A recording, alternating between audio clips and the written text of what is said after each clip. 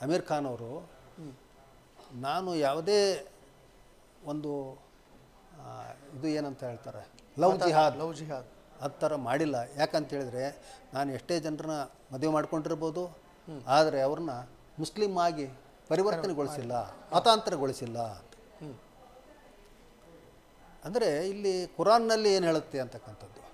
ತುಂಬ ಹಿಂದೆ ಭಾಳ ವರ್ಷಗಳಾಯಿತು ನಾ ಕುರಾನ್ ಓದಿ, ಶಾಬಾನು ಪ್ರಕರಣ ಅವು ಇವು ಬಂದಾಗ, ವಿವಾದಗಳು ಬಂದಾಗ ನಾವು ಪತ್ರಿಕೆಯಲ್ಲಿ ಅದನ್ನೆಲ್ಲ ಬರಿಬೇಕಾದಾಗ ಓದ್ಕೊಂಡಿದ್ದು. ಈಗ ಮತ್ತೆ ಕಣ್ಣಾಡಿಸಿದೆ. ಏನಾಗುತ್ತೆ, ಈ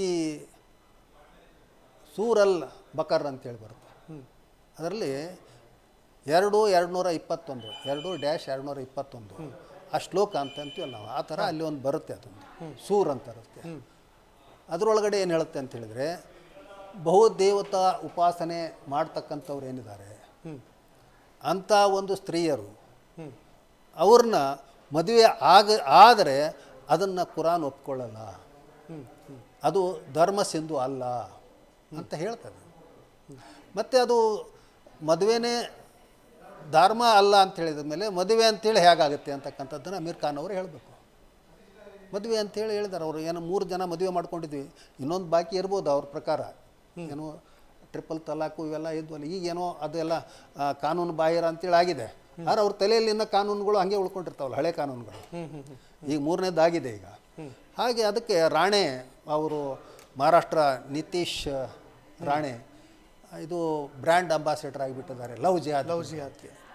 ಅದಕ್ಕೆ ಇವ್ರೇನು ಹೇಳ್ತಾರೆ, ಇಲ್ಲ ನಾನು ಅವ್ರನ್ನ ಮತಾಂತರಗೊಳಿಸಿಲ್ಲ ಅಂತ ಹೇಳ್ತಾರೆ. ಮತಾಂತರಗೊಳಿಸಿಲ್ಲ ಅಂದರೆ ಮದುವೆ ಮಾಡ್ಕೊಂಡಿದ್ದಾರೆ. ಮದುವೆ ಅಂತ ನೀವು ಹೇಳ್ತೀರಿ, ನಿಮ್ಮ ಧರ್ಮ ಹೇಳ್ತಾ ಇಲ್ಲ ಅದು ಮದುವೆ ಅಂತೇಳಿ, ಕುರಾನ್ ಹೇಳ್ತಾ ಇಲ್ಲ ಮದುವೆ ಅಂಥೇಳಿ. ಅದಕ್ಕೆ ನಿಮ್ಮ ಉತ್ತರ ಏನಿಲ್ಲ. ಹಾಗೆ ಇವರು ಇವರು ಖಮೇನಿ ಥರ ಒಂದು ಫತ್ವಾ ಹೊರಡಿಸಿದ್ರು, 5 ಕೋಟಿ ಕೊಡ್ತೀನಿ ನಾನು, ಕಾನೂನು ಏನಿದೆ ಅದಕ್ಕೆಲ್ಲ ಖರ್ಚು ಮಾಡ್ತೀವಿ ನಾವು ಅಂತೇಳಿ. ಯಾರು ಪರಮಹಂಸ ಆಚಾರ್ಯ ಅವರು, ಅವ್ರನ್ನ ಕೊಂದ್ಬಿಡ್ರಿ ಅಂತೇಳಿ. ಇದೂ ಸಹಿತ ಏನು ನಡೀತಾ ಇದೆ ನೋಡ್ರಿ, ಓಪನ್ ಆಗಿ.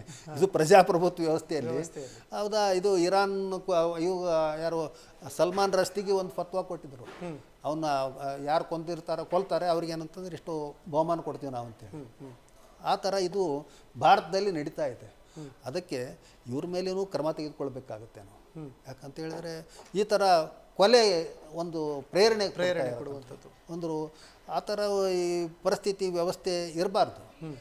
ಧರ್ಮಾಂಧತೆ ಅದು ಎಲ್ಲ ಆಗಬಾರ್ದು. ಅದೇ ರೀತಿಯಲ್ಲಿ ಇವರು ಇಂಥ ಸೆಲೆಬ್ರಿಟಿಗಳಾಗಿ ಈ ರೀತಿಯ ಒಂದು ಹೇಳಿಕೆಗಳನ್ನು ಕೊಟ್ಟು ಈ ರೀತಿಯ ಒಂದು ಸಮಾಜದಲ್ಲಿ ಒಂದು ಏನಂತ ಹೇಳಿದರೆ ತಮ್ಮ ನಡವಳಿಕೆಗಳನ್ನು ಏನಪ್ಪ ಅಂದರೆ ಈ ರೀತಿ ಪ್ರದರ್ಶಿಸಬಾರ್ದು.